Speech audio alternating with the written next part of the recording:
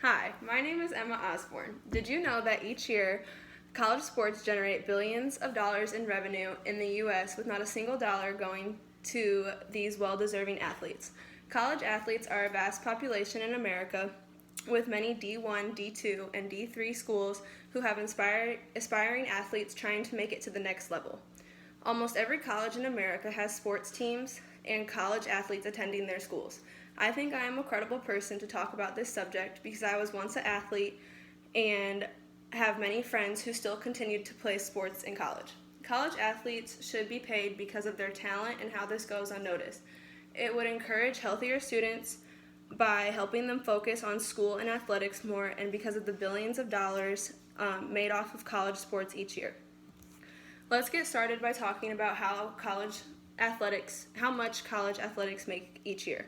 The money brought in by college athletics each year isn't even close to being evenly distributed.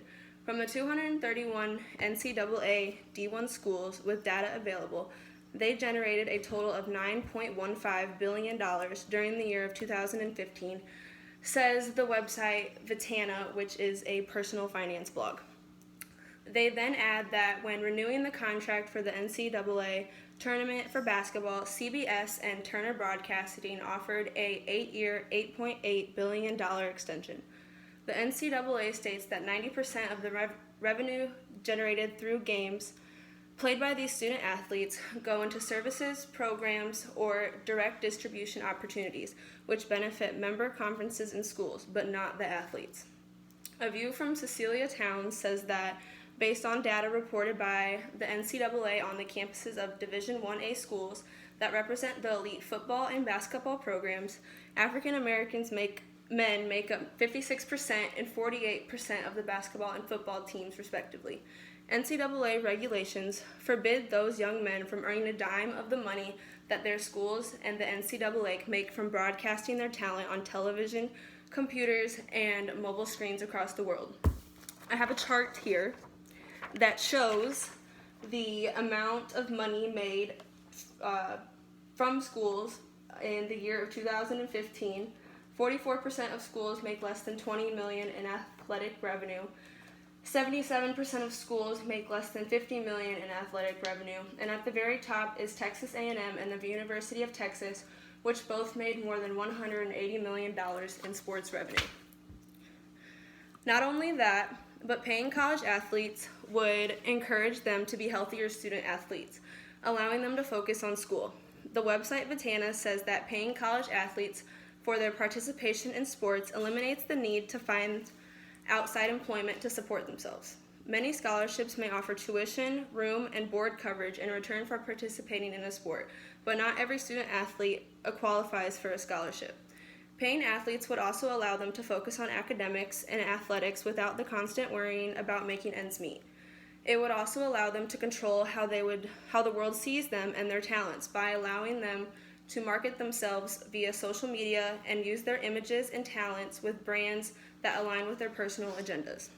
A change in the right direction has been made as President Mark Emmert made a statement saying, as the national governing body, the NCAA is uniquely positioned to modify its rules to ensure fairness and a level playing field for student athletes. In addition to helping college athletes feel more secure, they also should be paid for the unnoticed talent that these athletes have. Governor Gavin Newsom signed the California SB 206, also known as the Fair Play to Play Act. The FPPA is the first law of its kind in defiance of NCAA regulations, will allow collegiate student athletes in the state of California to earn money from the use of their own names, images, and likeliness. Colin Dwyer, the author of the article, NCAA plans to allow college athletics to get paid for the use of their name images, explains that the FPPA Act will allow student athletes to make money from their social media accounts, getting endorsements, appearing on billboards, or sponsor sports camps. This law will also allow them to sign with agents. The article published by NPR explains this act, and since Governor Newsom has signed this legislation, it is the beginning of a national movement, which will allow athletes to collect compensation from advertisers that they deserve that they deserve from their hard work and dedication.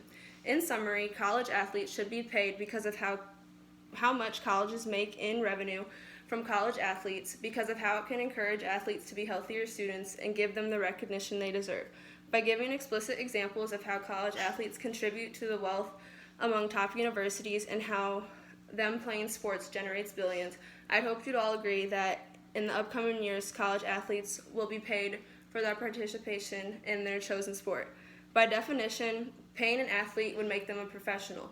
But isn't this what all athletes in college are striving for, to make it to the next level? They put in endless hours of hard work and dedication. I think it's time we start rewarding them for it.